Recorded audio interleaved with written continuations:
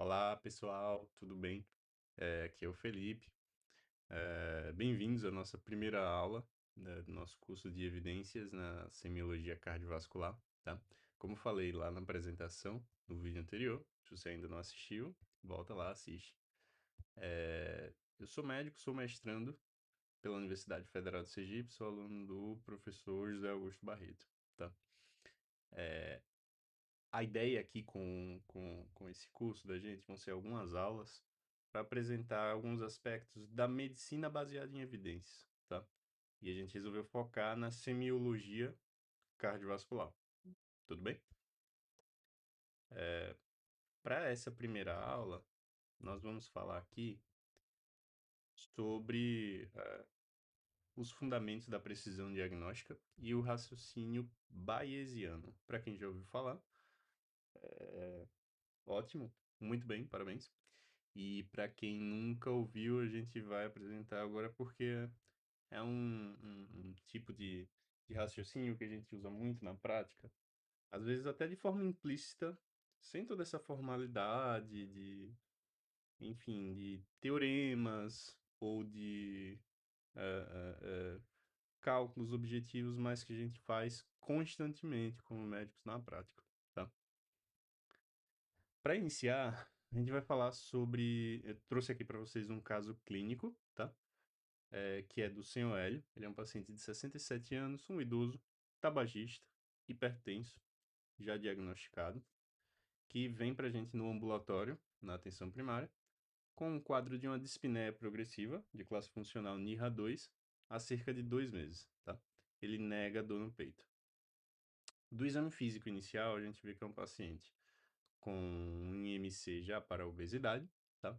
Paciente que se apresenta hipertenso, com a pressão então descontrolada, com ausculta pulmonar reduzida, mas sem ruídos adventícios óbvios. E isso é importante, tá? Todas essas informações, para quem já entende um pouquinho do exame cardiovascular, tem alguma familiaridade, já vai entender que é importante, são informações importantes.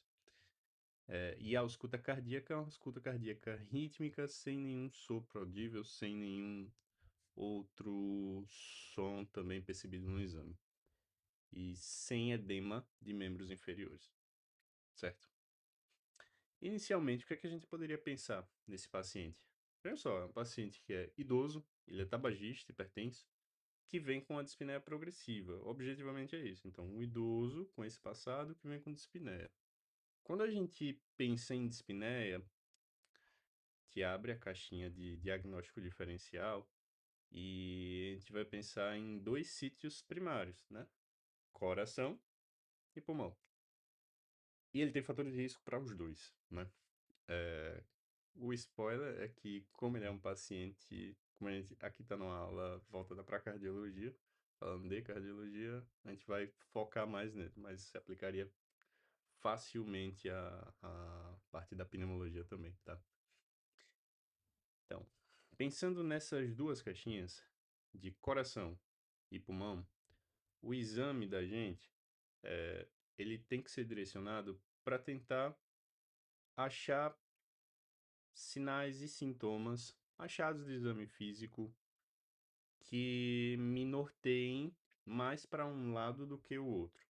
Por isso que eu falei que quando a gente pega o caso em que ele tem a ausculta pulmonar reduzida, mas sem nenhum ruído adventício, essa é uma informação importante. A ausência de sintomas, a ausência de achados, quando a gente está pesquisando uma queixa do paciente, às vezes é tão importante quanto um achado positivo, a gente encontrar um achado. E vocês vão se deparar com isso constantemente, tá? É importantíssimo isso. Bom, vamos prosseguir por aqui. A primeira coisa, como eu disse lá na aula introdutória, é a gente falar um pouquinho sobre bioestatística. Calma, não vai ser matemática, a gente não vai falar de matemática propriamente dita, eu quero discutir os conceitos com vocês, tá? E dentro da bioestatística, dois conceitos que são importantíssimos são a sensibilidade e a especificidade, tá? E aqui eu trouxe duas imagens, tá? Essas duas imagens que trazem o gráfico numa curva ROC, para quem já ouviu isso, que relembra, né, o gráfico de sensibilidade por especificidade, em que quanto maior for a área abaixo da curva, melhor é o exame, né, que a gente considera como área sobre a curva. E aqui uma representação geral do conceito do que é a sensibilidade e a especificidade, sendo que na esquerda, quando a gente fala dos pacientes positivos, a gente está pensando em sensibilidade, nesse caso, e quando a gente fala do lado direito, dos pacientes negativos, todos aqueles que não têm a doença, a gente está falando da especificidade, certo? É importante para vocês lembrarem que sensibilidade e especificidade são características que a gente estuda do exame, eles são inerentes ao exame. Eles não dependem do indivíduo como uma pessoa, tá? E isso é importante. Porque quando a gente está falando de uma sensibilidade de 98%, a gente não está falando que aquele paciente tem 98% de chance de ter ou não ter uma doença. A gente está falando que o exame, e aí a gente inclui qualquer exame complementar ou o nosso exame físico, para aquela população que foi estudada, dentro das características do exame, vai ter 98% de chance de ter um positivo verdadeiro, não, um verdadeiro positivo. Tá, isso é importantíssimo. E como eu disse, é, o, esses, esses cálculos que a gente faz, sensibilidade, especificidade, eles servem para todos os nossos exames, seja na semiologia ou seja na semiologia armada. A gente está falando, por exemplo, de um ecocardiograma, de um eletrocardiograma, ou até do nosso exame físico, né? A nossa ausculta, a nossa palpação, enfim, qualquer parte da investigação vai ter uma sensibilidade e uma especificidade. Qualquer achado vai ter uma sensibilidade e uma especificidade. E dentro disso, né, uma das coisas que é importante para a gente é tirar dessas características, desses achados, dos exames, estatísticas e cálculos que nos auxiliem em tomada de decisão durante o pensamento clínico.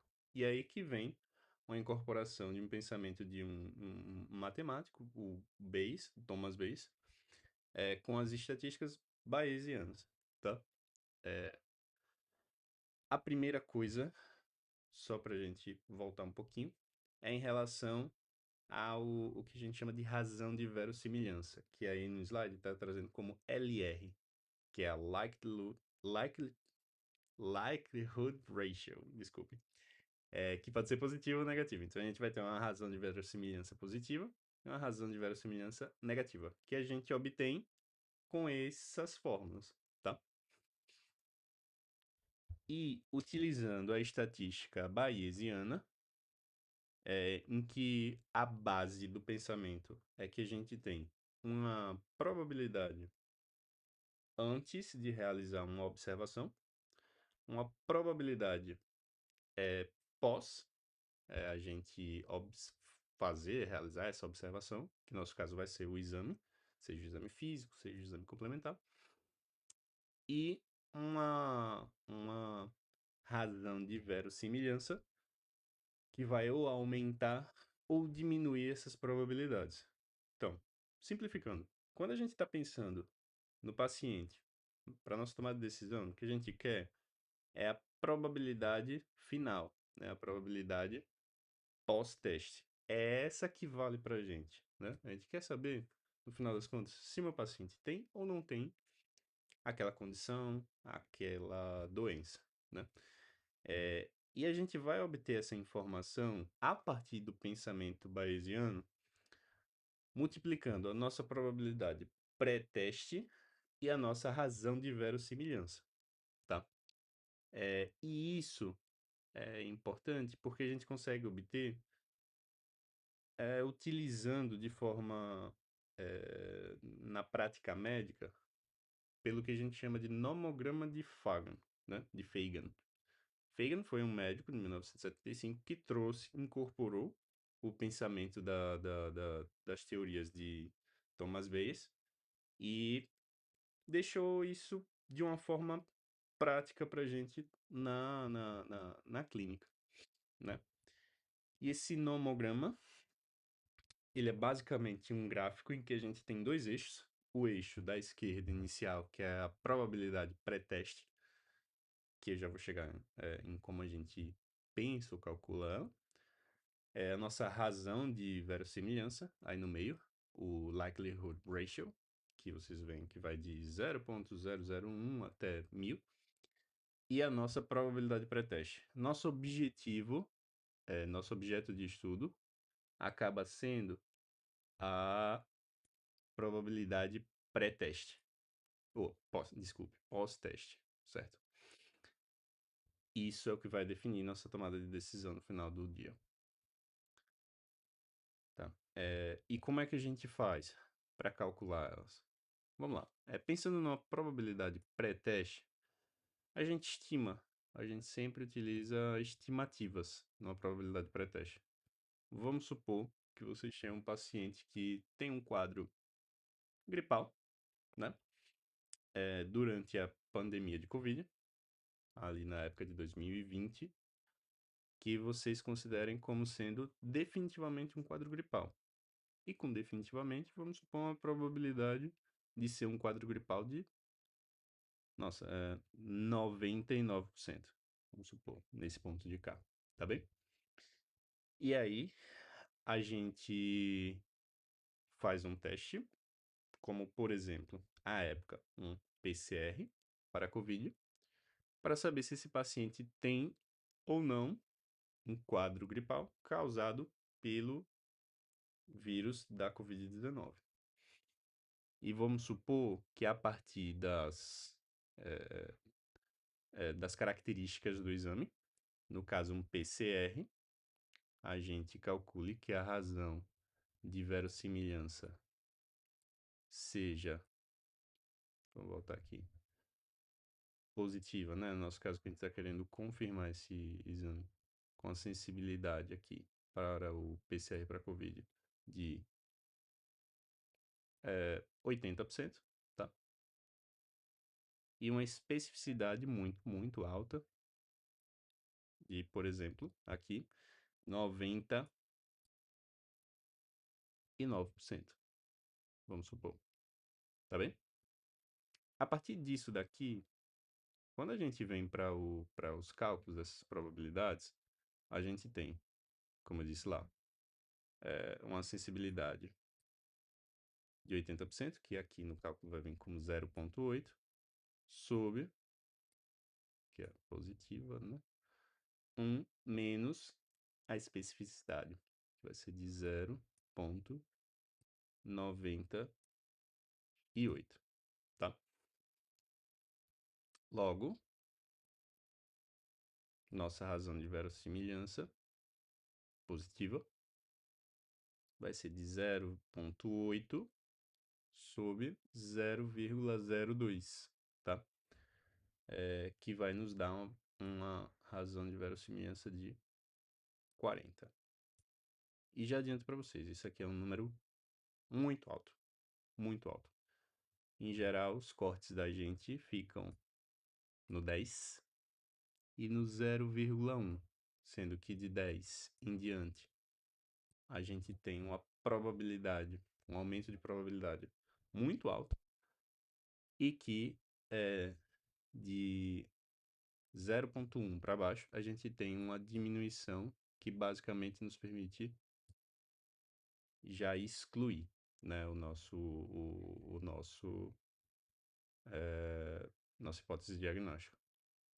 Voltando para o nosso paciente que tinha uma probabilidade de 99% de ser um quadro gripal causado por Covid.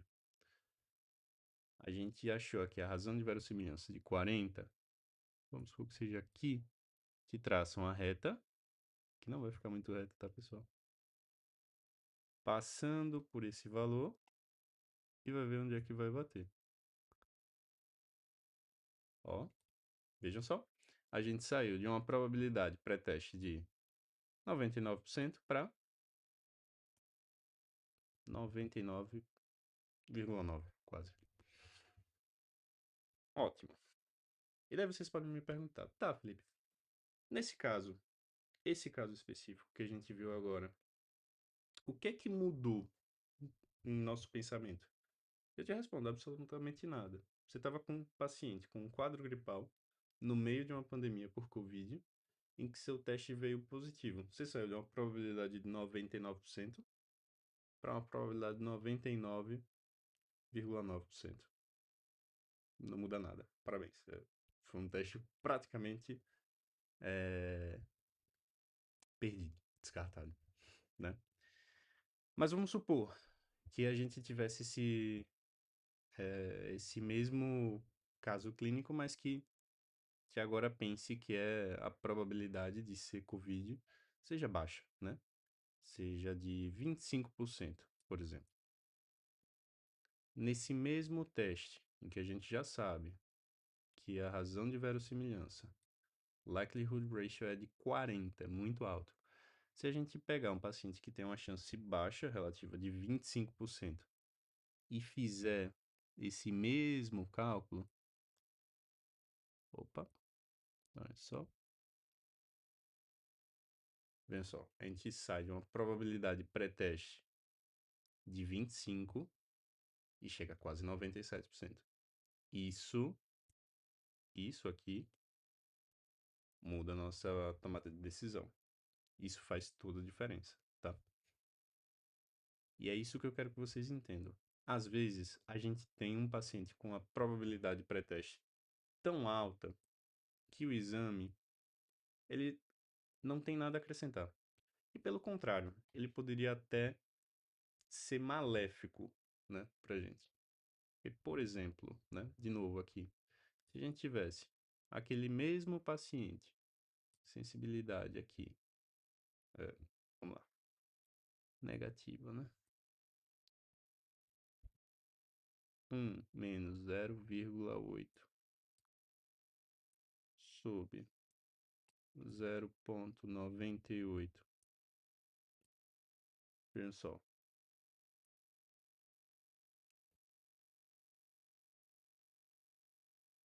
A razão de verossimilhança negativa, nesse caso, vai dar aproximadamente, né, 0,2. 0,21, né? Partindo daquele mesmo paciente durante a pandemia, que tinha uma probabilidade altíssima, né? E a gente sai do 99, passa aqui pelo 0,2. Isso aqui, vou bater em 93. Ok, tudo bem. 93%, vejam só, você tinha 1% de dúvida antes. Agora você já subiu para uns 7% de dúvida. Se a gente tivesse 10% de dúvida só e fizesse esse mesmo teste, daqui a gente sairia de um 10% de dúvida para quase 30% de dúvida, que a probabilidade de pré-teste baixaria para quase 70%. Veja, se você tem plena confiança de que aquele é seu resultado, que aquele é o seu diagnóstico, às vezes o resultado do exame, ele pode mais te confundir do que te ajudar, tá?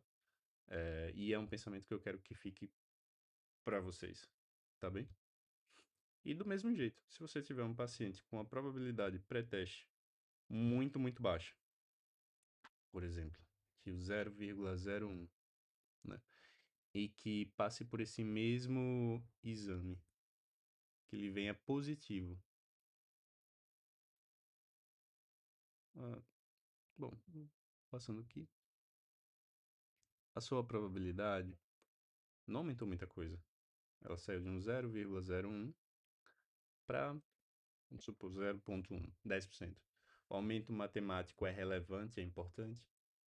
Sim, mas o seu pensamento, sua tomada de decisão não vai mudar por conta do resultado desse exame, tá bem? E é isso que eu quero que vocês entendam, tá? Sua probabilidade pós-teste vai ser a sua probabilidade pré-teste vezes a sua razão de verossimilhança. A partir, por exemplo, do nomograma de Fagan, como a gente fez aqui, utilizando esse pensamento estatístico bayesiano, tá? Voltando para o nosso caso clínico, se a gente pega o senhor Hélio e vamos supor que em vez desse exame físico, a gente tivesse um achado de um B3 durante o exame, B3 tem uma razão de verossimilhança positiva, isso é de estudo, tá, pessoal? É variável, mas é perto de 10, tá? É um achado que é um pouquinho, ah, como vamos dizer, às vezes duvidoso. Tem alguns especialistas, alguns médicos que vão auscultar aquilo ali e outros que não vão. Então ele tem um coeficiente de concordância moderado, não muito alto, mas que tem uma razão de verossimilhança, se você o encontrar, e aí com um ouvido treinado, de 10. E a gente tinha conversado dentro do nomograma, que aqui, a partir do 10, a gente tem uma razão de verossimilhança muito alta, né? Esse paciente que antes a gente poderia enquadrar em dois diagnósticos diferenciais, né? Seja uma pneumopatia, como o DPOC, ou uma insuficiência cardíaca, né? Mesmo tendo um exame físico sem edema de membros inferiores, sem ruídos adventícios no exame físico pulmonar. Se ele tivesse um B3, eu garanto para vocês que a probabilidade dele sairia, por exemplo, de um 50%. Vamos supor que eram essas nossas únicas duas hipóteses e que magicamente elas são igualmente prováveis, saindo de uns 50% para quase 96%, tá? Então, levem isso para a prática de vocês e lembrem que nem todo achado de exame tão relevante quanto outros. Algumas vezes a gente tem razões de verossimilhança perto de um, dois, às vezes três. A gente vai discutir isso durante o curso. Mas às vezes a gente tem razões de verossimilhança muito altas, como por exemplo o B3, tá? E levem isso sempre para sua prática. Se o paciente tem uma probabilidade de pré-teste muito alta, não adianta, não é necessário que você faça um exame para confirmar aquilo dali. Ele não vai te ajudar uma boa parte das vezes. Mas se ele tem uma probabilidade intermediária, vale a pena pensar isso. Se for muito baixa, também muitas das vezes não vai te ajudar, tá? Espero que tenham gostado, tá? Dessa primeira aula. Tentei não ficar tanto na parte da matemática em si e, na verdade, falar mais com vocês sobre conceitos, obviamente, tocando na estatística, mas sem trazer os cálculos, sem trazer essa parte tão dura da matemática em si, tá? O que eu quero que vocês levem daqui é que esses conceitos e que vocês pensem neles sempre que vocês estiverem diante de um paciente com suas hipóteses diagnósticas e seus resultados de exames, tá bem? Espero vocês na próxima aula e até mais.